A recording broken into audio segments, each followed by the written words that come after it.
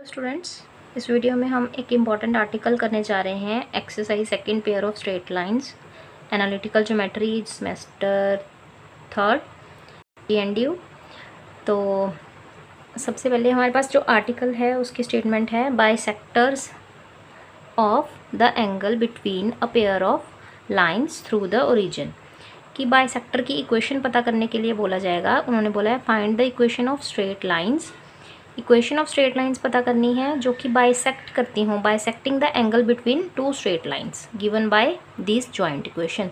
इस joint equation के द्वारा जो दो स्ट्रेट लाइंस बनेंगी, उन स्ट्रेट लाइंस का बाइसेक्टर, उस बाइसेक्टर की इक्वेशंस पता करनी है। स्ट्रेट लाइंस क्योंकि वो बाइसेक्टर दो होंगे तो इसीलिए उनकी भी जॉइंट इक्वेशन ही आएगी। तो उसको बाइसेक्टर्स होंगे वो, एक बाइसेक्टर नहीं होगा, वो दो होंगे क्योंकि दो स्ट्रेट लाइंस हैं, उसके दो बाइसेक्टर होंगे। कैसे, वो मैं बताती हूँ आपको। सबसे पहले जी ये जो जॉइंट इक्वेशन है ये दो स्ट्रेट लाइंस देगी, क्योंकि ये दो स्ट्रेट लाइंस की जॉइंट इक्वेशन है। अभी तक आपको पता चल चुका होगा, जब से चैप्टर शुरू हुआ है इसी पे हम स्टडी कर रहे हैं। तो सबसे पहले लेट किया हमने OA and OB, two straight lines जिनकी इक्वेशन इस तरह से है, y=m1x और y=m2x। इसमें कॉन्स्टेंट एडिशन में आपको नहीं दिख रहा होगा क्योंकि ये वो दो स्ट्रेट लाइंस हैं जो ओरिजिन में से पास कर रही हैं। तो ओरिजिन में से जो पास करने वाली लाइंस होती हैं उनमें कांस्टेंट नहीं होता है एक्स्ट्रा, तो इसीलिए यहाँ पे कांस्टेंट ऐड नहीं हो रहा। y=m1x और y=m2x दो स्ट्रेट लाइंस हैं। तो दोनों स्ट्रेट लाइंस की जो स्लोप है वो m1 m2 होगी, और m1 को स्लोप का फॉर्मूला tan थीटा होता है, तो इसलिए पहले के लिए tan थीटा 1, दूसरे के लिए tan थीटा 2।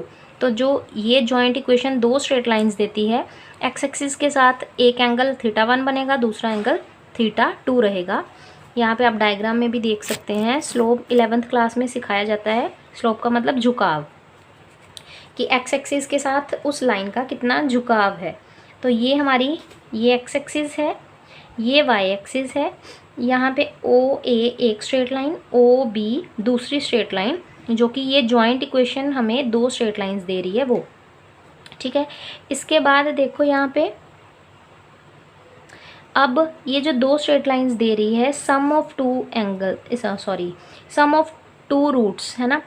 स्लोप की एडिशन मतलब m1 m2 दो रूट्स हैं इन इक्वेशंस के, तो इनका समेशन करूँगी। इस इक्वेशन के दो रूट्स m1 m2 आएंगे स्लोप्स, तो उनका सम ऑफ रूट्स क्या होगा, मतलब m1 + m2।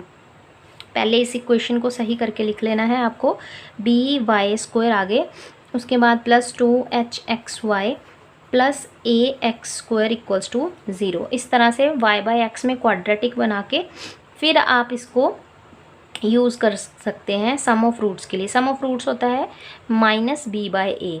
तो यहाँ पे b की वैल्यू कितनी है, 2h, ठीक है। मैं इसको और आपको समझाने के लिए x² के साथ अगर डिवाइड कर लोगे तो ये 2h y/x और a = 0 इस तरह से बन जाएगी। ये क्वाड्रेटिक बन गई है y/x में, जिसको हम y/x को अगर हम m लेट कर लें तो इस तरह से ये इक्वेशन बन जाएगी लाइंस की, है ना।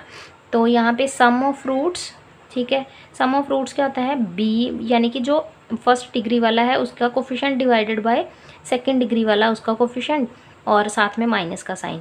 और प्रोडक्ट ऑफ रूट्स कितना होता है, c/a। यहाँ पे c की जगह पे a है और a की जगह पे b है, तो इसीलिए c/a मतलब कांस्टेंट अपॉन हाईएस्ट डिग्री वाली का कोफिशिएंट डिवाइड में, है ना। तो a/b बन गया।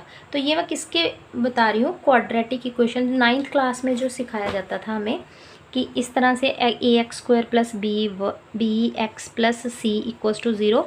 तो सम ऑफ रूट्स क्या होता था, सम ऑफ रूट्स वो इक्वल होता था माइनस, और जो 1 डिग्री वाला x है उसके साथ जो कोफिशिएंट है वो डिवाइडेड बाय हाईएस्ट डिग्री वाले का, है ना। तो प्रोडक्ट ऑफ रूट्स कितना होता था, c/a, ठीक है। तो यही फॉर्मूला हमने यहाँ पे अप्लाई करके सम ऑफ रूट्स और प्रोडक्ट ऑफ रूट्स निकाला। इसको इक्वेशन 1 मार्क करके छोड़ दिया, ठीक है। अब ज़रा डायग्राम समझो। उन्होंने बोला है OC एंड OD इंटरनल और एक्सटर्नल बाइसेक्टर हैं। अब देखो बाइसेक्टर तो OA OB का एक ही होगा OC, ये बाहर की ओर एक्सटर्नल बाइसेक्टर का मतलब क्या हुआ, ठीक है। अगर हम यहाँ देखें तो बुक में से डायग्राम से क्लियर नहीं होता कि इंटरनल बाइसेक्टर तो समझ में आता है क्योंकि ये दो स्ट्रेट लाइंस हैं तो इनको ये बाइसेक्ट कर रहा है ना, ये तो समझ में आ रहा है। लेकिन बाहर ये क्यों बनाया है, ये किसको बाइसेक्ट कर रहा है, ये कैसे समझ आएगा आपको। यहाँ पे मैंने पूरा डायग्राम कंप्लीट किया है, देखो ये वो लाइन ओ ए ओ बी, ठीक है, और ये एक्स एक्सिस, ये वाई एक्सिस, ये इसका इंटरनल बाइसेक्टर। अगर हम इस लाइन को, क्योंकि ये लाइन सेगमेंट, इसको एक्सटेंड किया जाए, प्रॉपर लाइन बनाऊं, पीछे की ओर भी तो जाएगी, इसी तरह से बी ओ वाली लाइन पीछे की ओर जाएगी तो बी डैश नाम रख दिया। अब इसको और इस लाइन को बाइसेक्ट किया इस तरफ से एक्यूट एंगल की तरफ से, तो ओ सी बाइसेक्टर आया। और जब ऑब्ट्यूज इस इतने बड़े वाले एंगल को बाइसेक्ट किया है ना, बाइसेक्ट मतलब दो बराबर हिस्सों में बांटना, तो इधर का एंगल और इधर का एंगल भी तो बराबर हिस्सों में बट सकता है। यहाँ पे भी तो लाइन ओ बी और ओ ए, यही वाली लाइन इस तरफ भी तो है, तो इधर से भी तो बाइसेक्ट किया जा सकता है। तो बाइसेक्ट इसको किया तो ओ डी, इसीलिए दो बाइसेक्टर हैं, एक तो ओ सी जो कि एक्यूट वाली तरफ से, और दूसरा जो बड़ा वाला एंगल है उसको बाइसेक्ट किया गया बाहर की तरफ से, तो उसको ओ डी इंटरनल बाइसेक्टर और ये एक्सटर्नल बाइसेक्टर। ठीक है, इंटरनल बाइसेक्टर कैसे आएगा, अब यही बाइसेक्टर अगर हम इस तरफ से लाइंस को देखें तो इधर को जो बाइसेक्ट करेगा तो यही वाला वो बाइसेक्टर की इक्वेशन आएगी। इसी तरह से ओसी को एक्सटेंड करूँगी तो इधर से बाइसेक्ट करेगा, तो मतलब दो ही बाइसेक्टर निकलेंगे, एक तो ये ओसी वाली लाइन और एक ओडी वाली लाइन। ठीक है, तो इनकी जॉइंट इक्वेशन हमें पता करनी है। तो इंटरनल बाइसेक्टर में अगर मैं 90 डिग्री ऐड कर दूं तो हमारे पास एक्सटर्नल बाइसेक्टर आ जाएगा। ठीक है, अब सबसे पहले हमारे पास, इसको थोड़ा ध्यान से आपको समझना है। ठीक है, ये देखो यहाँ पे उन्होंने बोला है angle A O C equals to C O B, तो एंगल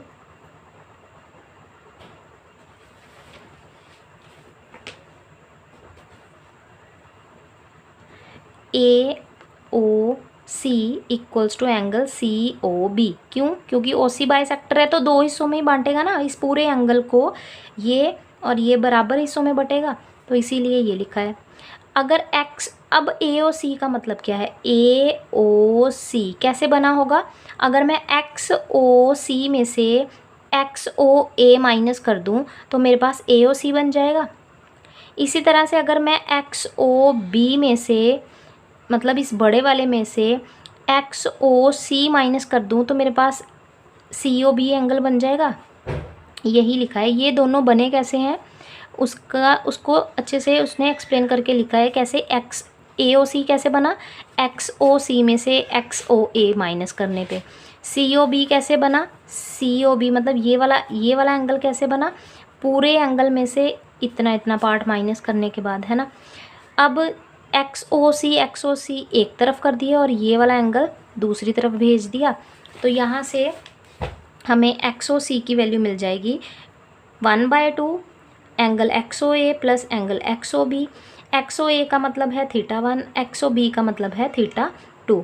तो दोनों को हमने जब ऐड किया, 2 से डिवाइड किया, तो मेरे पास एक्स ओ सी आ गया, मतलब इंटरनल बाइसेक्टर की एंगल पता चल गया। इसी तरह से एक्सटर्नल बाइसेक्टर निकालना है तो मैंने बोला ना, इंटरनल वाले में π/2 ऐड कर दो, 90 डिग्री ऐड कर दो, तो एक्सटर्नल बाइसेक्टर बन जाएगा आपका। ठीक है, यहाँ पे आप देख सकते हैं ये जितना इसका एंगल होगा, ये वाला इस एक्स ओ सी का जितना एंगल होगा उसमें अगर मैं ये 90 डिग्री और ऐड कर दूँ तो ये मेरे पास पूरा ये एंगल बन जाएगा, है ना।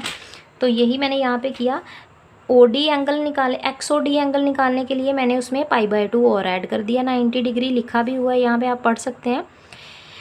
अब थीटा जो है वो उसका मतलब, थीटा मतलब बाइसेक्टर का एंगल कितना है, या तो 1/2 θ1 प्लस θ2, या फिर उसमें और π/2 ऐड कर दिया, ये इंटरनल का और ये एक्सटर्नल का, जो भी हम लेके चलेंगे आंसर सेम आएगा।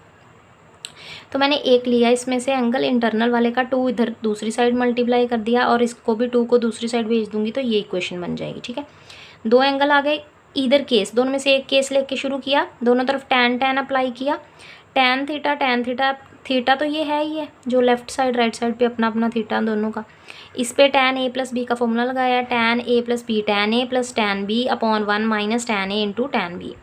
अब यहाँ पे θ1 प्लस θ2 स्लोप्स का सम ऑफ स्लोप्स पिछले पेज पे इक्वेशन 1 में उठा के वैल्यूज़ पटक दी, लगाने के बाद प्रोडक्ट ऑफ स्लोप्स, वो वैल्यूज़ लगा दी। एलसीएम वगैरह लेके बी कैंसिल हो रहा है तो कट करने के बाद ये चीज़ बन गई। माइनस के कारण ए और बी आगे पीछे शिफ्ट कर दिए, है ना। अब tan 2 थीटा का formula 2 tan theta upon 1 minus tan square theta apply कर दिया। अब यहाँ पे इसको इक्वेशन नंबर 2 बोल के छोड़ दिया। अब आते हैं दोबारा, यहाँ पे tan थीटा की जगह वैल्यू पुट करनी है। हमें पता है कि किसी भी इक्वेशन की जो कि ओरिजिन में से पास करे स्ट्रेट लाइन, उसकी इक्वेशन होती है y equals to mx। m की जगह m की स्लोप मतलब फिल होती है, तो मैंने tan थीटा लिख दिया स्लोप की जगह, क्योंकि स्लोप का मतलब ही होता है tan थीटा। थीटा मतलब जितना वो एंगल बना रही है, तो बाइसेक्टर थीटा एंगल बना रहा है ना, तो इसीलिए tan थीटा लिख दिया। अब यहाँ से tan थीटा की वैल्यू निकाली, y/x आ गया है, तो ये उठा के इधर पुट कर दी। tan थीटा मतलब y/x उठा के पुट कर दिया। इक्वेशंस को सॉल्व किया, x वाली एक तरफ, सेकेंड डिग्री वाली xy प्रोडक्ट वाली दूसरी तरफ, नीचे उनके कॉन्स्टेंट्स जो हैं उनको अरेंज कर दिया। X square minus y square, इसके कोफिशेंट a और b होते हैं, तो वो a माइनस बी नीचे की ओर, और एक्स वाई का कोफिशेंट 2h होता है, उसका h एक तरफ, ठीक है। तो ये इक्वेशन बाइसेक्टर की है, इसको हमने संभाल के रखना है, क्वेश्चंस में यूज़ होगी। आर्टिकल इम्पॉर्टेंट है, बिल्कुल ईजी आर्टिकल है, सिर्फ इसकी डेरिवेशन अच्छे से आपको याद हो जाए, एंगल किस तरह से लेने हैं, किस तरह से स्ट्रेट लाइंस हैं, और 2 स्टेप्स में आर्टिकल हमारा फिनिश हो जाता है। एक तो सिर्फ एंगल वाला पार्ट डेरिवेशन है, और दूसरी थोड़ी सी डेरिवेशन यहाँ पे tan थीटा का फॉर्मूला लगा है और कुछ नहीं। तो यहाँ पे बाइसेक्टर की इक्वेशन, ये हमारे पास जो इक्वेशन आई है ये बाइसेक्टर की जॉइंट इक्वेशन है, 2 बाइसेक्टर्स की जॉइंट इक्वेशन, क्योंकि ये सेकंड डिग्री में है ना, तो इसीलिए ये बाइसेक्टर की जॉइंट इक्वेशन है, मतलब 2 बाइसेक्टर्स की इकट्ठी इक्वेशन है ये, ठीक है। अगर इसके फैक्टर्स बनाते अलग अलग करते तो वो 2 अलग अलग लाइन्स आती, 2 अलग अलग इंटरनल और एक्सटर्नल बाइसेक्टर अलग अलग हो जाते। तो नेक्स्ट वीडियो में हम इसकी एग्जांपल्स करेंगे।